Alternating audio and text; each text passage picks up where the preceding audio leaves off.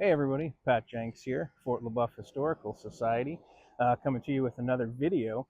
I'm on the lawn of the Judson House here on our historic campus, and one of the questions we get when people visit the campus is where exactly were the forts at when they were built?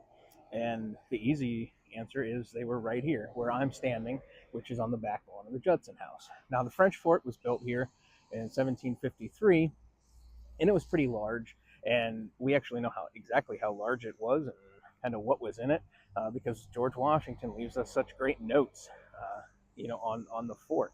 He was a surveyor, so we can take some of the measurements that he gives us, is pretty good. So this was a little bit larger fort, um, and then the British fort was built right here on the same grounds as the French fort, because in letters, that's exactly what they say, built on the ruins of the French fort. The French fort was burned to the ground. They didn't want the British to get anything, and they didn't want them to be able to use the fort that they had built and maintained for 6 years. So they burned it to the ground. But the British build the fort on these grounds, and that stands until 1763, when that is attacked during Pontiac's rebellion, and it was a much smaller fort. It was only two blockhouses with a small palisade around them, so much smaller than the French fort.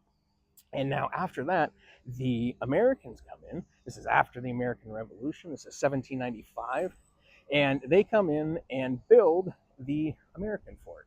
And this was bankrolled by the state of Pennsylvania at that time, and they would build on these grounds, but it would be behind me, across the street, over there where Washington Park is, and our statue of George Washington, which is 104 years old now.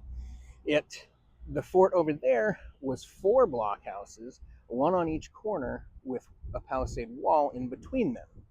Now that sat mainly on that ground over there, and where the Eagle Hotel is. One of the blockhouses remained after it stopped being used as a fort, and it turns into a hotel, a warehouse, all kinds of different things, a tavern.